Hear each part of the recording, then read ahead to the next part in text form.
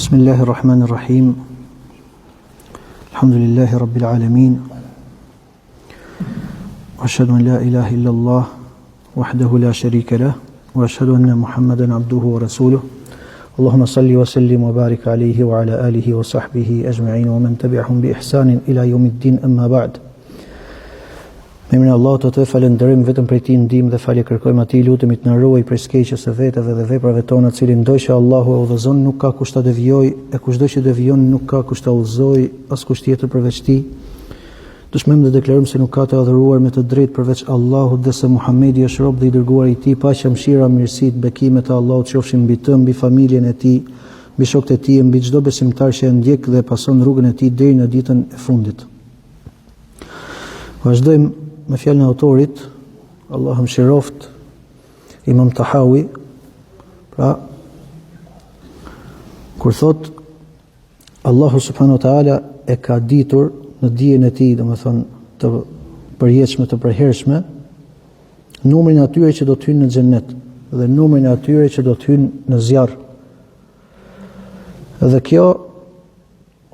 ky numër nuk shtohet kurse si thot, as nuk paksohet. Sikur se ka ditur Allahu Azza wa Jall veprat e atyre, pra e ka ditur prej gjithë secilit se çfarë do të veprojnë. E gjithë secili thot i është lehtësuar për atë për cilën ai është krijuar. Dhe veprat janë sipas fundit thot. Pra i hidhëruari ose i miruari ose i gëzuari është ai i cili gëzohet me caktimin e Allahut, pra kjo ndodh me caktimin e Allahut, dhe i miruari apo hidhëruari është ai i cili pra mirohet apo hidhërohet për shkak të caktimit të Allahut Azza wa Jall. Autori Allahu mëshiroft, pasi e ka përmend një herë në çështjet e kaderit, diçka lidhe me kaderin, e ndërpreu për t'u rikthyer prap. Edhe çështja e kaderit faktikisht në akidën tahawije, autori e ka përmend diku 6 herë, pra afërsisht 6 herë.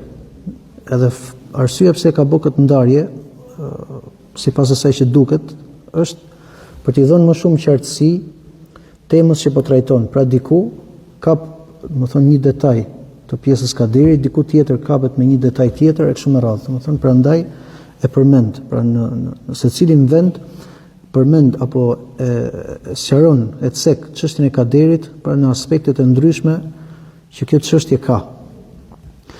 Edhe arsyeja pse e ka përmend këtë çështje mbas pjesës, domethënë që folëm për beslidhjen që njerëzit i kanë dhënë Allahut para se t'i krijonte ato, pra është pikërisht një hadith i profetit sallallahu alaihi wasallam, pra ku përmend, domethënë, pikërisht që Allahu i ka caktuar këta njerëz, pra që në moment kur i ka marrë besën, se kush do të ishte, domethënë, kush do të ishte në xhenet e kush do të ishte në zjarr. Prandaj edhe autori e përmend pikërisht mbas çështjes së beslidhjes.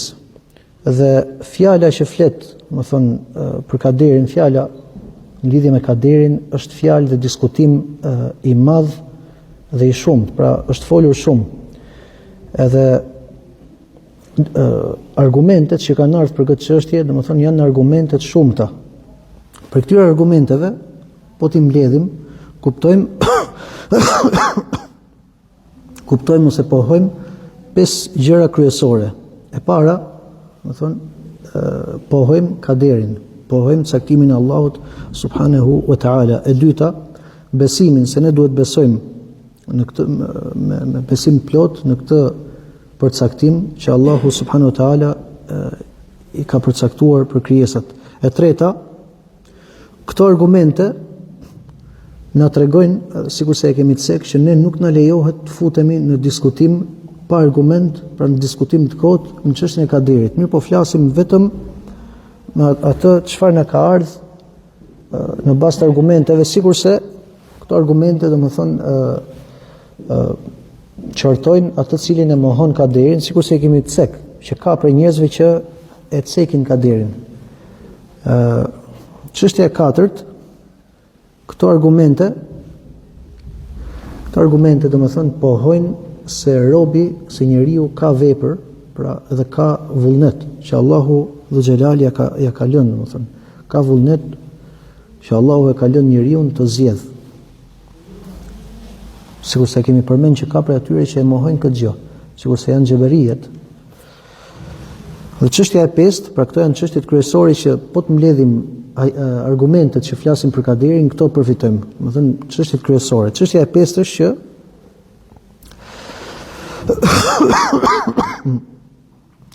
me këto argumente ne duhet besojmë se Allahu subhanahu wa taala ka përcaktuar çdo gjë, mirë po na ka urdhëruar. Pra bashkimi midis kaderit edhe urdhresave. Pra sikur se Allahu subhanahu wa taala ka përcaktuar çdo gjë që do ndodhi, ama edhe na ka urdhëruar për ato që duhet veprojmë. Dhe ne nuk justifikohemi me kaderin për atë çfarë ndodh. Fjala e autorit, Allahu subhanahu wa taala e ka ditë, pra përgjithmonë. Këtu e ka përmend faktikisht ka përmend diçka specifike, pra ata që do të hyjnë në xhenet dhe ata që do të hyjnë në zjarr. Mirë po, normalisht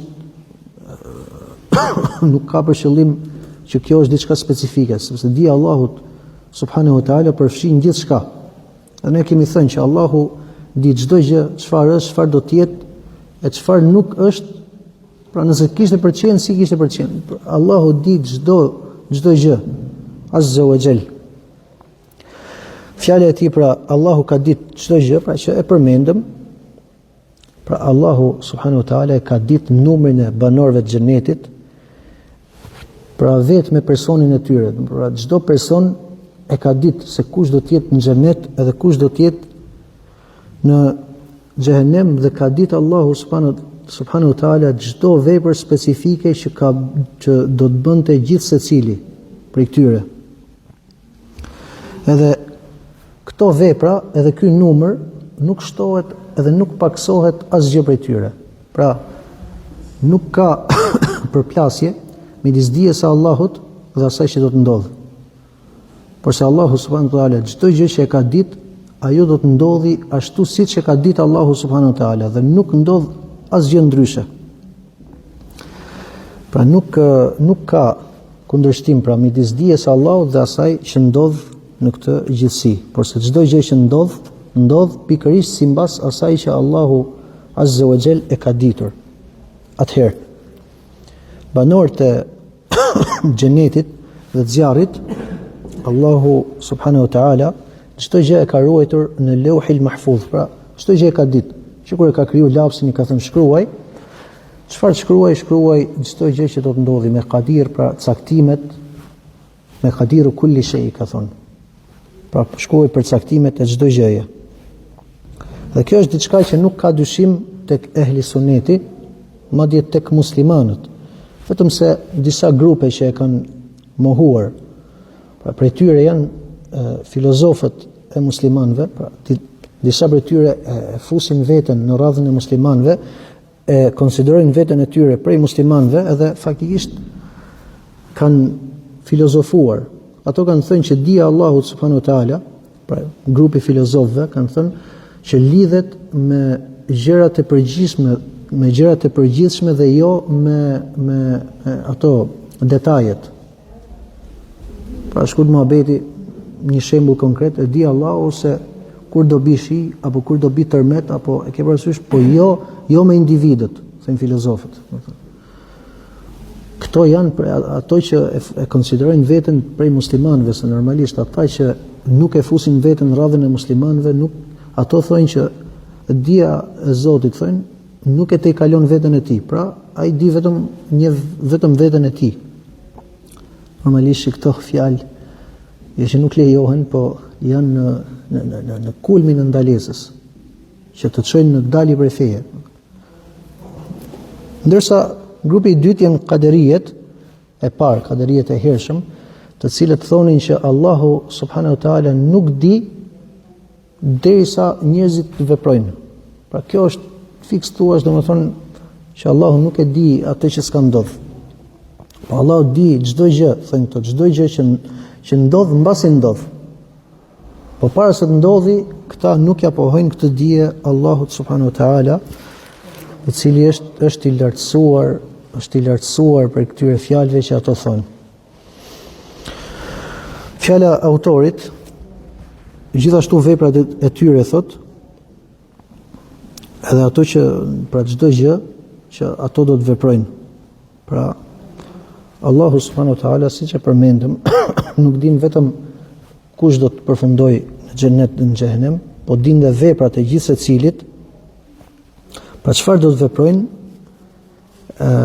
edhe gjithë kjo kthehet, do thonë, në dijen e tij, në dëshirën e tij, në shkrimin e tij dhe në krijimin e tij. Allahu ka krijuar çdo gjë. Madje ne kemi thonë ajetin që Allahu ju ka krijuar ju edhe atë që ju veproni.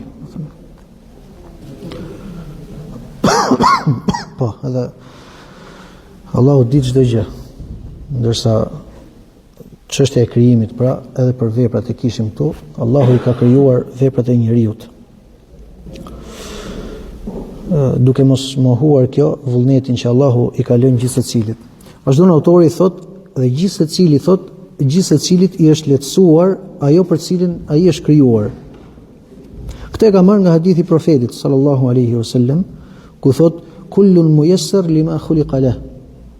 Çdo person i është lehtësuar ajo për cilën ai është krijuar. Ky është hadithi profetit sallallahu alaihi wasallam.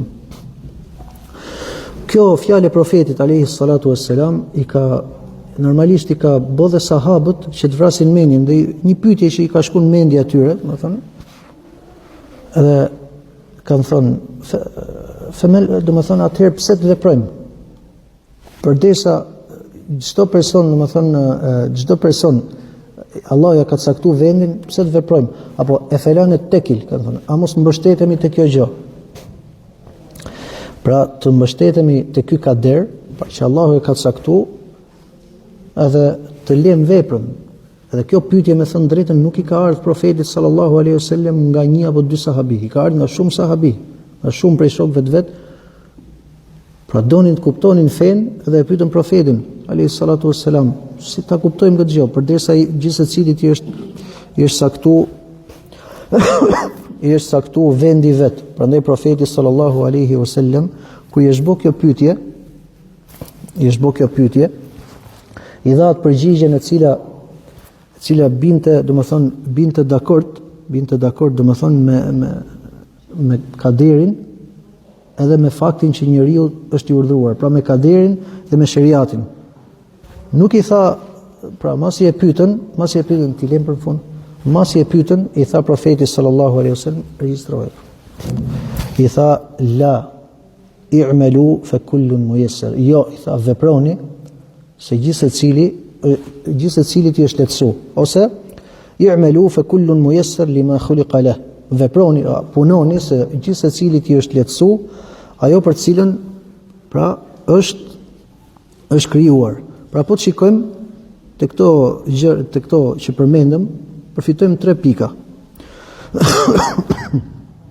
E para është se profeti sallallahu alaihi wasallam ja ka ndaluar që të mbështeten me kaderin. Mbështetemi, Allahu e ka caktuar ku do shkojmë, kështu që si të shkojë kjo punë, si ta ketë caktuar Zoti. Nuk ja ka lejuar këtë gjë, pra. Ja ka ndaluar që të mbështeten me kaderin. E dyta, i ka urdhëruar nëpërmjet këtij hadithi që të shtojnë veprat, të mundohen në vepra të mira. Dhe e treta, i ka përmend që e gjithë kjo ndodh me caktimin e Allahut. Pra, çdo person i është lehtësuar atë për cilën ai është krijuar. Pra, profeti sallallahu alaihi wasallam në këtë hadith ose me këto hadithe që përmendëm, i tregon njerëzve që Allahu subhanahu wa taala, kur ja ka caktuar njerëzve përfundimin, nuk i ka caktuar vetëm përfundimin, edhe nuk ndahet përfundimi nga shkaku. Pra përfundimi i mirë, pra njerëzit që i ka thënë profeti sallallahu alaihi wasallam në hadith, njerëzit e gëzuar, nuk bëhet ato të gëzuarit, Allahu subhanahu wa taala, do vim të ajo. Allahu subhanahu wa taala nuk i ka caktuar këta njerëz që të jenë për njerëzve të lumtur, pa shkaqe. Por se ka caktuar që këta të jenë prej njerëzve të lumtur bashkë me shkaqet që i çojnë, që të bëhen prej njerëzve të lumtur. Sikurse nuk i ka bërë njerëzit të mjeruar apo të hidhëruar pa shkakun. Jo, ato kanë shkakun, Allahu e ka caktuar shkakun, edhe bashkë me shkakun do shkojë dhe përfundimi. Pra, çdo gjë që ndodh, pra kjo nuk ndahet përfundimi nga shkaku. Po edhe këtë shkak Allahu subhanahu wa taala e ka caktuar me dijen e tij absolute, duke e ditë Allahu që njeriu këtë kishte për të vepruar, e duke dëshiruar që të gjërat të jenë kështu, e duke e shkruajtur e pastaj kur të vi duke e kriju. Duke e kriju atë vepër që njeriu vepron. Sigurisht na tregon, më thon, këto hadithe që përmendëm na tregojnë se njeriu duhet mundohet që të arrijë te ky përfundim, pra i përdor mjetet që ai ka, pra mundohet që ta ketë më afër këtë përfundim për cilin Allahu e ka kriju apo e ka përcaktuar. E shikon njeriu, nëse Allahu të ka përcaktuar prej atyne, ose nëse ti do të jesh prej atyne që Allahu të ka përcaktuar prej të gëzuarve, pra duhet mundohesh të arrish tek ai përcaktim. Si me vepra që i ka treguar profeti sallallahu alaihi wasallam. Pra, kur njeriu do të jetë prej njerëzve të lumtur, atëherë mundohet me vepra të mira. Për këtë arsye profeti sallallahu alaihi wasallam ka thënë i'malu fa kullun muyassar lima khuliqa lahu. Veproni, se gjithë secili i është lehtësuar ajo për cilën ai është krijuar. Sikurse ka thënë amma man kana min ahli as-sa'adati fayuyassaru li 'amali ahli as-sa'ada. Pra ai i cili është prej njerëzve të lumtur, i lehtësohen atij veprat e njerëzve të lumtur. Wa amma man kana min ahli ash-shaqa fayuyassaru li 'amali ahli ash-shaqa. Ndërsa ai i cili është prej njerëzve të mjerimit apo të hidhërimit, atij i lehtësohen ato vepra. Pastaj lexoj fjalën e Allahut subhanahu wa taala që e lexuam edhe në namaz, fa amma man a'ta wattaqa wa saddaqa. Pra tek surja Lejl, ai i cili ka dhënë dhe i është friksuar Allahut dhe ka bërë sadaka, ne ja lehtësojmë atij, domethënë në të mirën. Edhe e kundërta, nëse ai i cili është bërë koprac, ne ja lehtësojmë edhe ka përgënjeshtruar të mirën, pra që Allahu subhanahu wa taala i ka zbrit, ne ja lehtësojmë atij të vështirën, pra rrugën e keqe. Pra, këto hadithe, të cilat në moment që mblidhen, të cilat tregojnë pra për bashkimin, tregojnë, më thënë se njeriu duhet veprojë, edhe se çdo gjë ndodh me përcaktimin e Allahut, na japin 3 dobi. E para, edhe besoj përmendëm, detyra që kemi për bashkimin midis kaderit dhe urdhrit. Pra çdo gjë ndodh me caktimin e Allahut, mirë po ne jemi të urdhëruar. Dhe çdo gjë që ne veprojmë, prap futet tek caktimi i Allahut subhanahu wa taala, pikë pari me dijen e tij. Pastaj me dëshirën e tij, me shkrimin dhe me krijimin e tij subhanahu wa taala. E dyta, se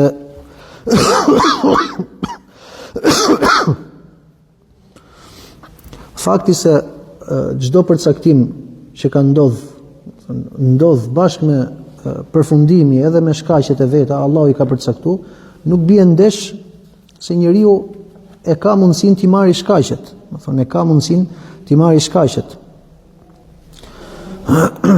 Dhe një shembull që mund t'japim, domethënë, është si një person, pra që mund ta parafrojmë shembullin e kësaj, është një person për shembull që thot Allahu i ka përcaktuar gjërat. Nëse Allahu i ka përcaktuar që do të bëhem me fëmijë, atëherë kjo ka për të ndodhur. Ndërkohë që vazhdon, domethënë ulet, nuk më shkaqet, as nuk martohet asgjë. Pa i themi ky është kuptimi i keq i kaderit. Me të vërtetë Allahu ka përcaktuar shkaqet, edhe ka përcaktuar, domethënë edhe që njeriu t'i marrë shkaqet. Po flasim flasim tani për çështjen e ahiretit. Në çështjen e ahiretit, Allahu subhanahu wa taala e ka përcaktuar përfundimin e njeriu, ka përcaktuar dhe shkaqet që do të marrë njeriu dhe ka urdhëruar që njeriu të shtojë, pra njeriu mund të marrë shkaqe, mund të marrë sebeb, pra mund të mundohet më shumë që të afrohet tek ai qëllim apo tek ai përfundim që Allahu Dhu Xhelal e ka përcaktuar. Pra njeriu merr shkaqet, pra e njëson Allahun subhanahu wa taala, mundohet të jetë i sinqert, mundohet në vepra të mira e kështu me radhë. Nëse njeriu mund të thotë, nëse mu më është caktuar që të jem prej njerëzve të xhenetit, atëherë shembulli që tham, ai thotë atëherë unë do rri edhe nuk do bëj gjë, sepse ajo mund të jetë caktuar për mua. Pra ky është kuptimi i gabuar. Padyshim që ky është kuptim i keq që nuk e kanë pas, domethënë, sahabët dhe asnjë njeri, domethënë, nga ehli sunneti ose nga muslimanët, gjithë secili e ka ditë mirë që duhet vepruar dhe nuk mund të mbështetet njeriu duke menduar që ajo që është caktuar, ajo ka për të ndodhur. Atëherë,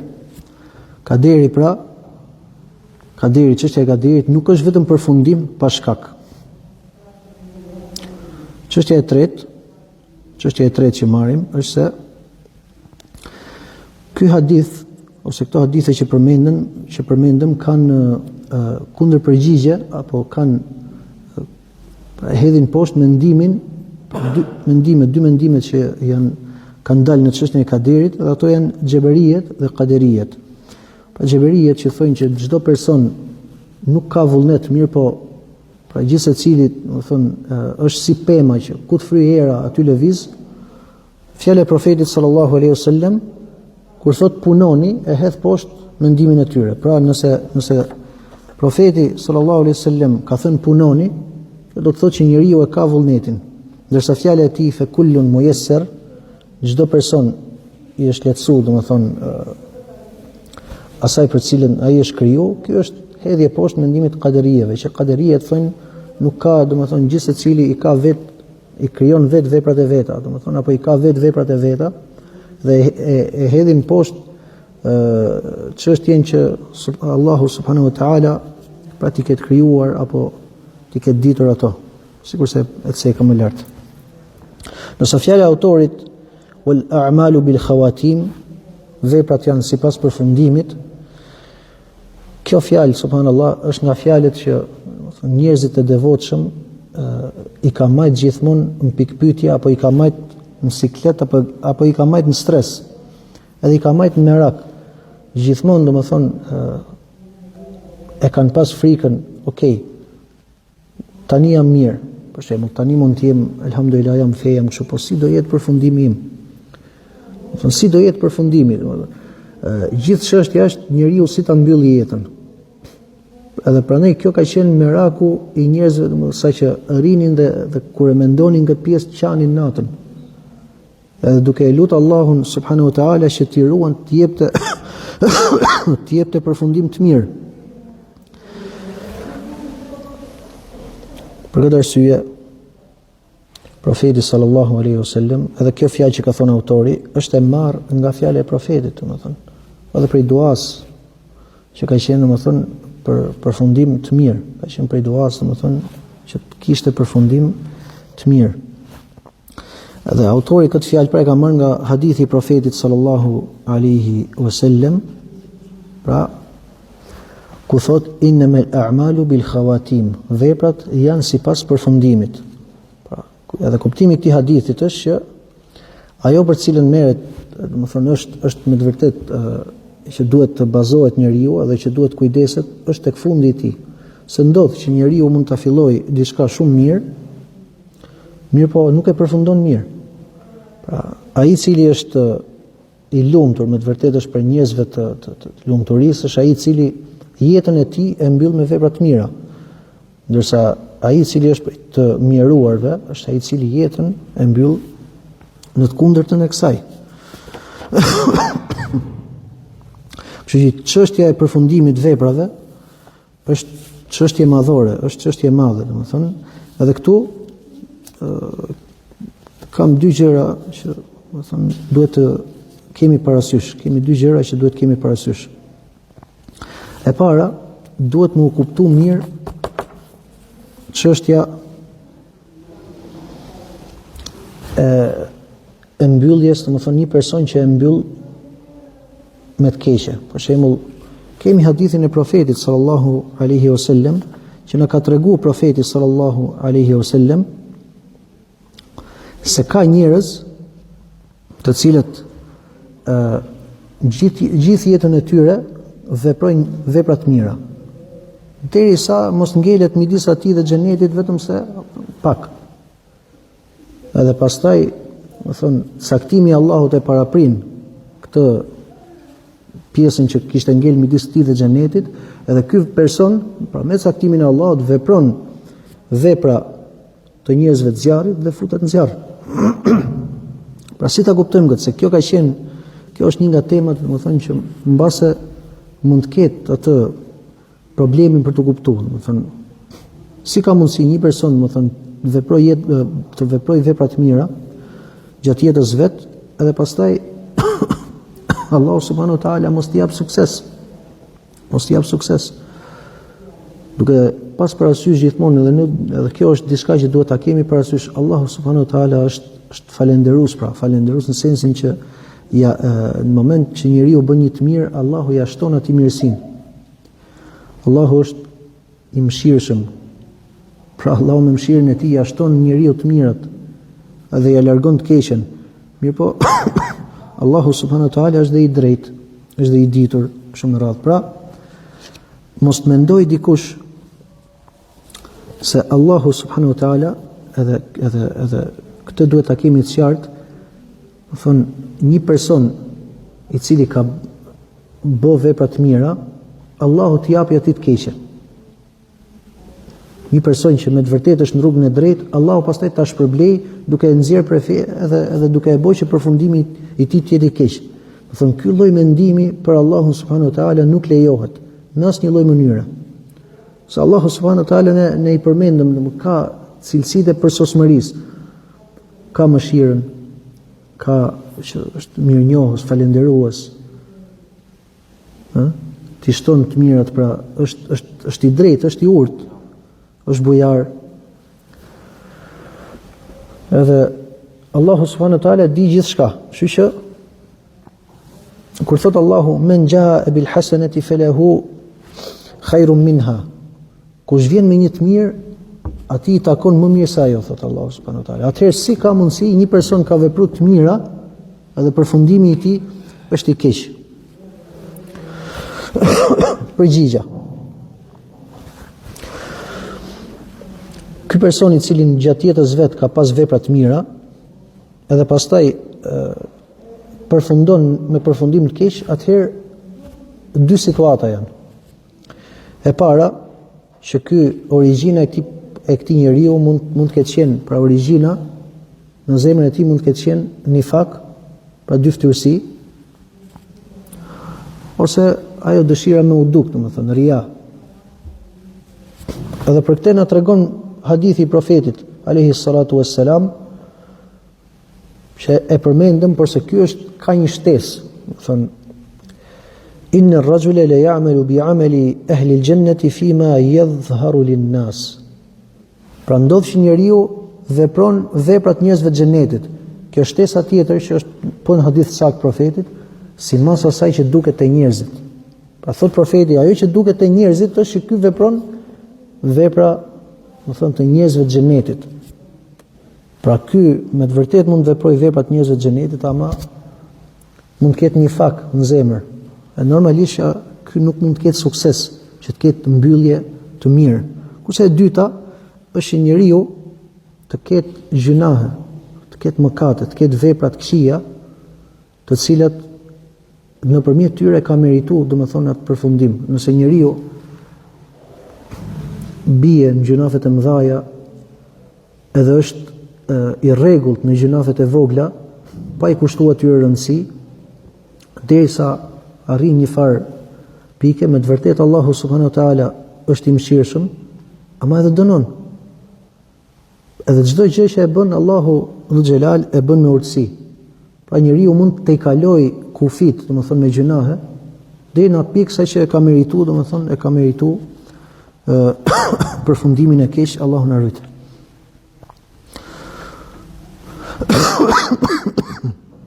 Çështja e dytë është se ai i cili e di edhe e kupton rëndësinë edhe rrezikun që ka ky fakt, pra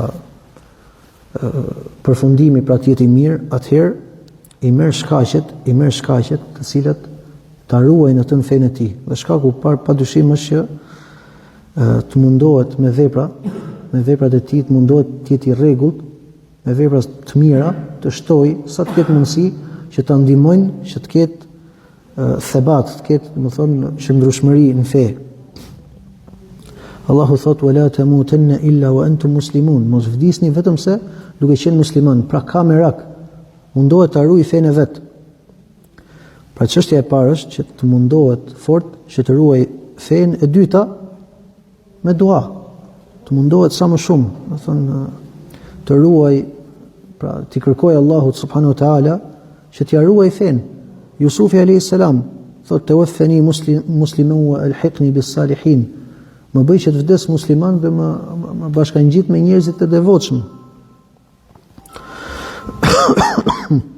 Çështja e tretë është që gjithmonë ta kontrollosh veten. Duhet ta shikosh veten shpesh. Të shikosh gjendjen që je. A është gjendje me cilën me të vërtet e kënaq Allahun, duke e parë që nga e brendshmja edhe nga e jashtmja. Pra fillimisht njeriu shikon të brendshmen, këto vepra që unë po i veproj, a i kam për hir të Allahut? A kam cilësi për i cilësive të nifakut? E kështu me radhë, më thënë, të kontrolloj veten e tij nga brenda, më thënë, në zemër, pastaj të kontrolloj veprat e tij të jashtme. E këtu ka disa gjëra, më thënë, që subhanallahu njerëzit shpesh herë i neglizhojnë. Edhe janë tre gjone që janë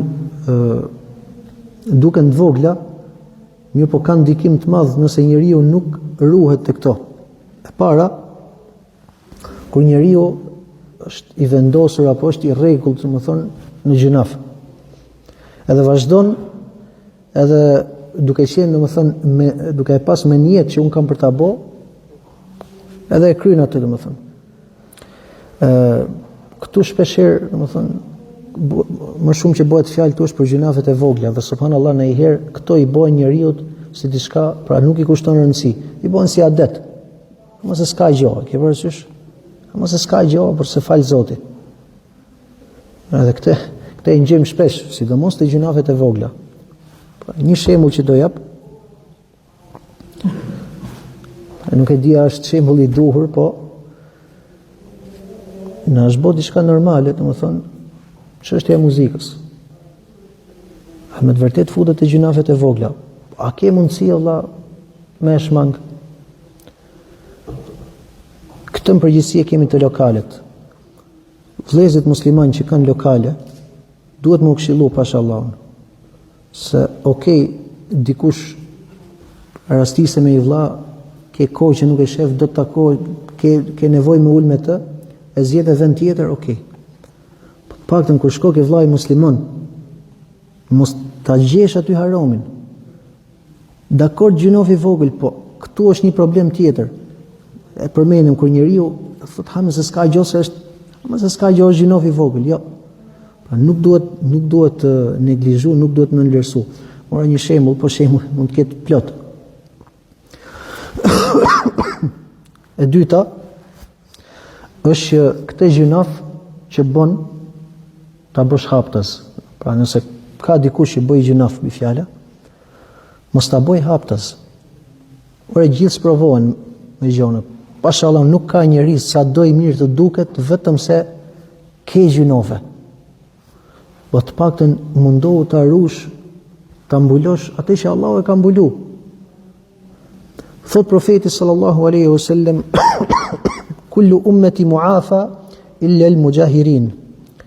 Të gjithë umeti im janë të falur përveç atyre që e tregojnë gjunafin. E bëjnë, ja hapin, domethënë njerëzve. E bëjnë haptazi, e tregojnë. Të gjithë janë të falur, thot. Allahu ja fal përveç atyre që e shfaqin. Pra, e treta që faktikisht e përmena është me ja ul vlerën. Nuk ka gjunaf që duhet me që duhet me trajtu lehtë.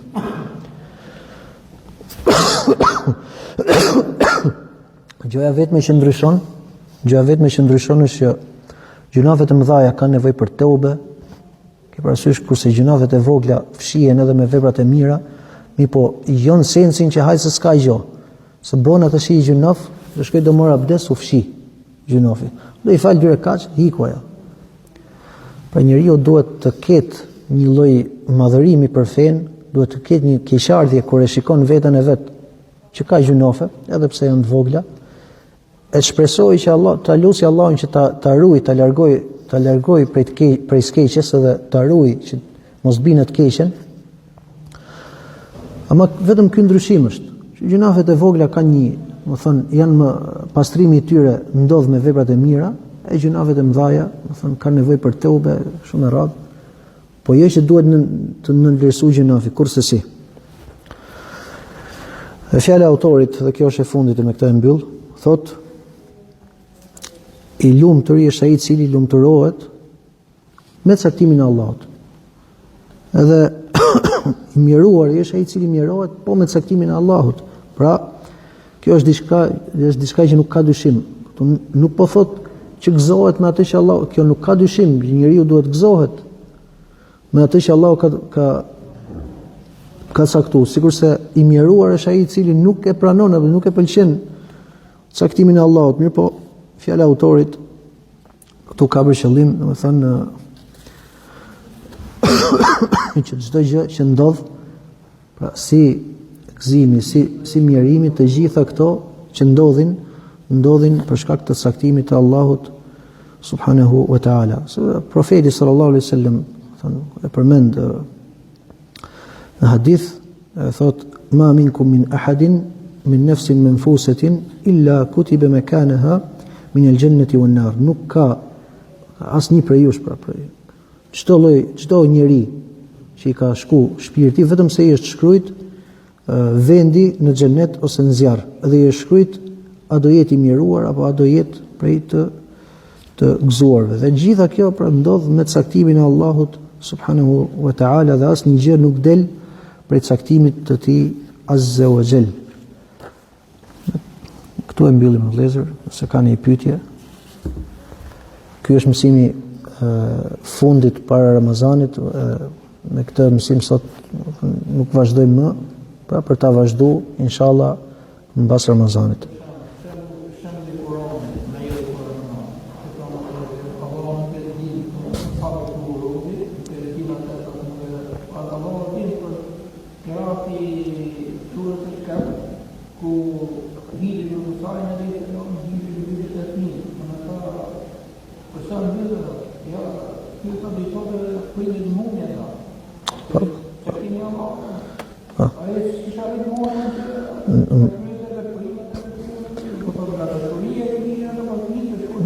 Po, në përgjithësi, po nuk ka dyshim, në përgjithësi të gjitha këto grupet që, domethënë, kanë filozofu, po, të gjithë këto grupet, pra se po të shikonin argumentet, nuk kishin për të shkuar në humbje, po në përgjithësi kanë filozofu, dhe I kanë dhënë përparësi menjes vet para Kuranit, para hadithit, para shpalljes, pra. Kurse ai po të qëndrojmë te shpallja, po të qëndrojmë te shpallja, çdo gjë bëhet e qartë pastaj. Subhanakallahumma bihamdik, ashhadu an la ilaha illa ant, astaghfiruka wa atubu ilaik. Assalamu alaikum wa rahmatullahi wa barakatuh.